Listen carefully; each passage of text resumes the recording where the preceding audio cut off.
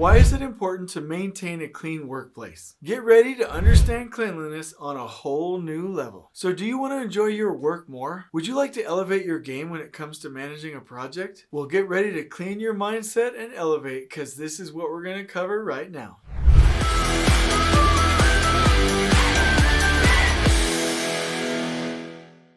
So first I want to explain a concept that is huge. This video is going to change your life if you let it really sink in. Whatever you have in your mind is what you have on the project. And I know this is a little bit tough for some people to hear, but it is a fact that you can take a superintendent that's dirty, and you, meaning dirty at home, dirty, not dirty that way in the bathroom, but like doesn't keep the bathroom clean, dirty with their truck, dirty with their desk, dirty, like everything's just dirty and disorganized. And you will 100% for a fact have a dirty project. If your project is unclean, it's because the superintendent has an unclean mind. If the project is late, the superintendent has a late mind.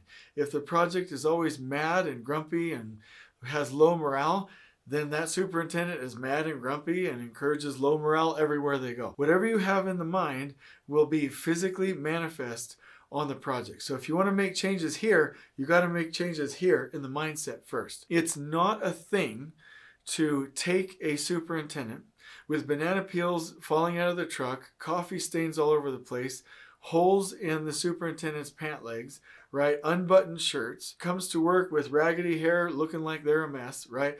With a phone mailbox that says this person's voicemail box is full and cannot take your messages. Then you look at the person's desk and it looks like the computer programmer from Jurassic Park, and the desktop is full, and.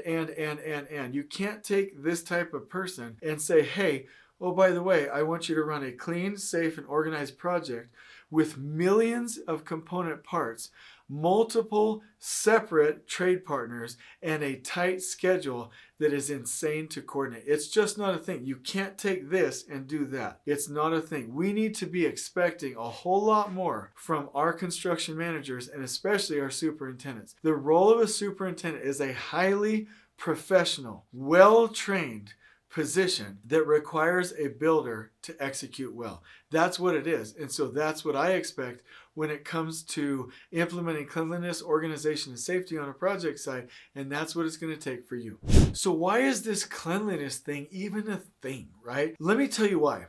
Every good thing that you use to manage the project is a seeing system. It's a visual system. And you'll probably remember the quote, you can't manage what you can't measure, but you can't measure what you can't see. So everything good that you use to manage the project is a seeing tool. It's a seeing system, a visual system. You can't see anything in a dirty environment. You can't see low morale, you can't see slower paces, you can't see bottlenecks, you can't see associated constraints with zones or with trades, you can't see a lack of quality, you can't see safety issues, you can't see crew dynamics, you can't see the future, you can't see problems, you can't see anything because it's all mired in waste. And studies have shown 100% where an architect would measure people's heart rates as they drove through cities and looked at different types of architecture in different types of settings within the city. If they went to,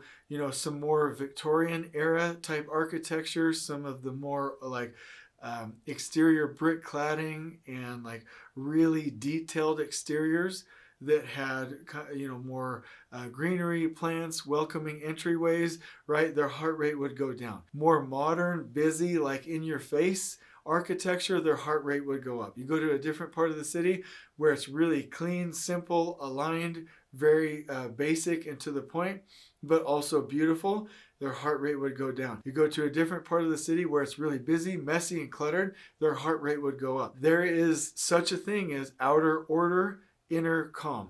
Outer disorder, inner distraction, right? So you have to have clean, safe, and organized environments for you to see what's going on, to manage it, but not only that, for workers and foremen to even do a good job, right? How can you do a good job if you're always on a treasure hunt, if you're always just trying to figure out how you're going to walk through this project site, or even trying to figure out where you're supposed to be going, or you're just like moving materials and cleaning messes all day? You can't do your work if it's not clean.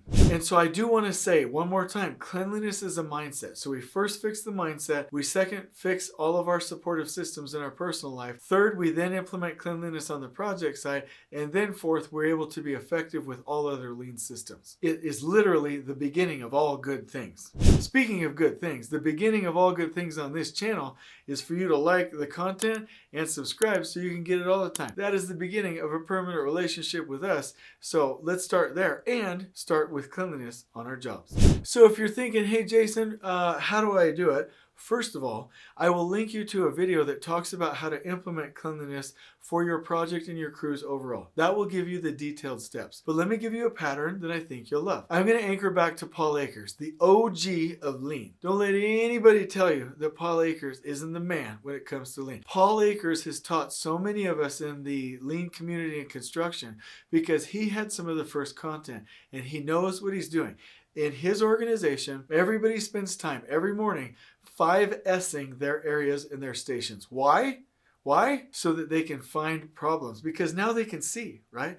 And so once they find problems, then they let it annoy them, like really, really anger them. Enough so to where they'll make improvements. Then Paul Akers says, I want out of everybody every day at least just a 2-second improvement. That's where his title 2-Second Lean came from, a 2-second improvement to improve your surroundings based on what bugs you. Go make that improvement, and then every day, every person, every worker, every crew, every department will take steps towards improving their environment. It's absolutely genius. Could you imagine if every crew, every worker 5S their areas, reduce their waste because they knew them, let it anger them, and then made improvements every day? We would have beautiful construction projects that were on par or paralleled manufacturing. We need to start this pattern now, and it can be done.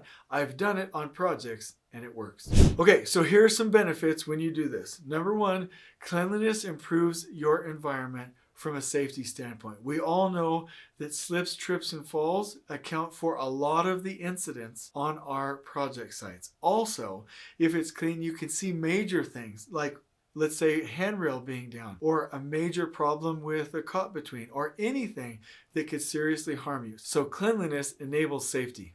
Cleanliness also supports and elevates your inner peace and the morale of the job site. The other thing that I love is cleanliness is literally the hardest thing that you can ever control. And when, not if, when you learn to do it, and use that other video if you need to, when you learn to do it and keep hundreds of workers, sometimes thousands of workers, keeping and maintaining a clean job site, you have now done the hardest thing there is to do. And now you can do anything. That is huge from a development and a leadership standpoint. Cleanliness is also the foundation of all lean thinking. So if you want to be a lean thinker, you will begin with cleanliness. Also, on the flip side, uncleanliness can lead to depression and anxiety, and at least bad morale. Uncleanliness always leads to safety incidents, poor quality, and production loss. And that is why I always say a good foreman is a clean foreman. A good worker is a clean worker. A good super is a clean super. A good PM is a clean PM.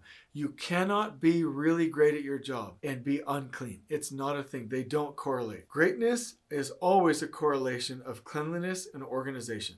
And uncleanliness is always a part of the signs of a project that is in trouble. In fact, as we close out this video, I want to share with you that formatted graphic that you can print out and use anywhere. You can even put your company logo on there. I'm going to link that to you in the description below for free. And I want you to see how many of the items start with, meaning when the project is in trouble, how many of them start with a lack of cleanliness, organization, and safety. As soon as you can grasp that and head in the direction with the other video that I'm going to share with you on how to implement cleanliness on the project site, you are on your way to being the best of the best and having the results that you want. On we go.